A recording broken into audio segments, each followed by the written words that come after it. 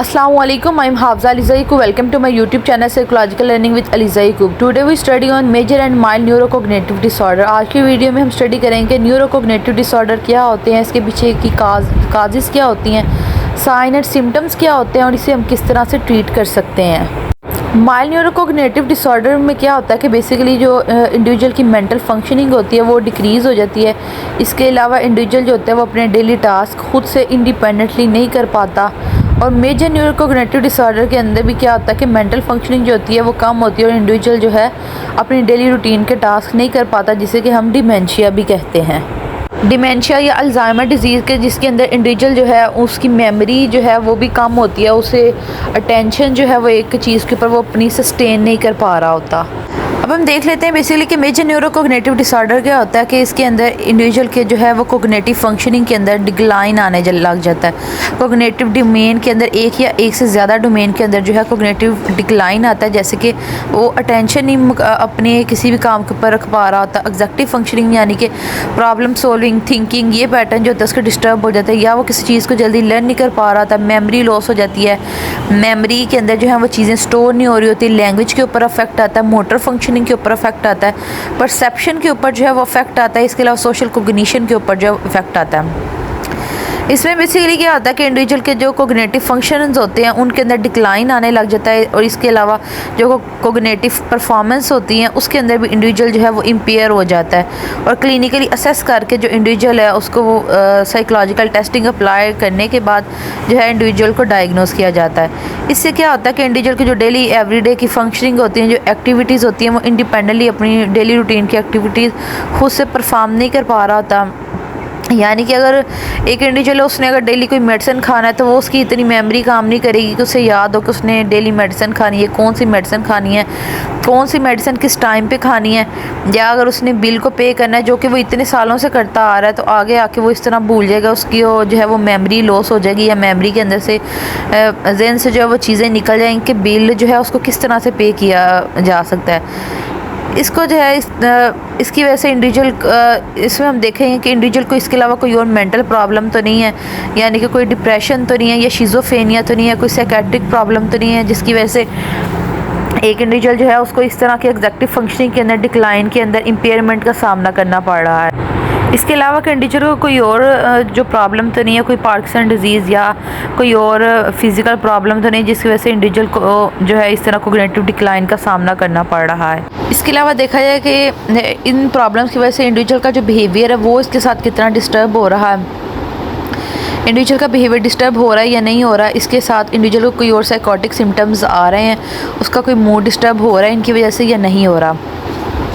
और इसके अलावा इसकी सीवियरिटी देखी जाए कि इंडिविजुअल की सीवियरिटी जो है वो माइल्ड लेवल पे, यानी कि वो डेली लिविंग के काम के अंदर उसकी इस तरह की उसे प्रॉब्लम का सामना करना पड़ रहा है कि पैसों को मैनेज करने के अंदर कि मनी को किस तरह मैनेज करना है, या वो कहीं पैसे रख के भूल रहा है, या उसको कैलकुलेशन नहीं करनी आ रही, या डेली रूटीन के हाउस वर्क जो है वो उससे नहीं किए जा रहे। मॉडरेट लेवल क्या होगा कि इंडिविजुअल जो है उसको अपना कपड़े तब्दील करना, अपनी बेसिक एक्टिविटीज़ जो हैं वो खाना खाना, उसकी रूटीन को वो भूल रहा है।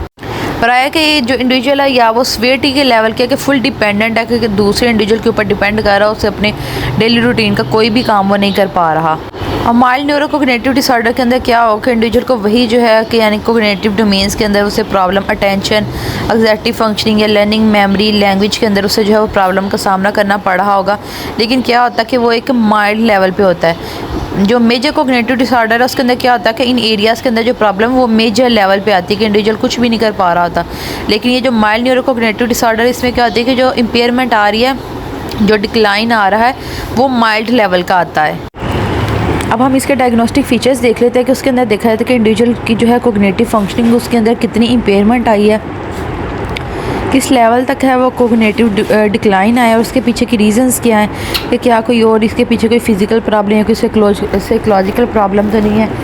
या कोई और मेंटल प्रॉब्लम जिसकी वजह से इंडिविजुअल को जो है इस तरह के साइन और सिम्टम्स आ रहे हैं, और उसकी जो है वो सीवियरिटी लेवल क्या है, वो माइल्ड लेवल पे है, मॉडरेट लेवल पे है या सीवियर लेवल के ऊपर जो है वो फॉल कर रहा है।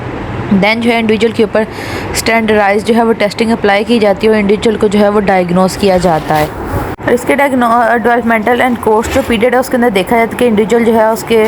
कितना टाइम पीरियड होता है कि इंडिविजुअल को इस तरह के डिक्लाइन का सामना करना पड़ा, कितना स्पेसिफिक उसे टाइम हुआ है, इनिशियल सिम्टम्स जो है वो किस टाइम पीरियड में आए थे, उसके बाद जो है इंडिविजुअल कितनी जो है कितने टाइम तक जो है वो ऐसे जो सिम्टम्स है वो फ्लक्चुएट करके गए हैं,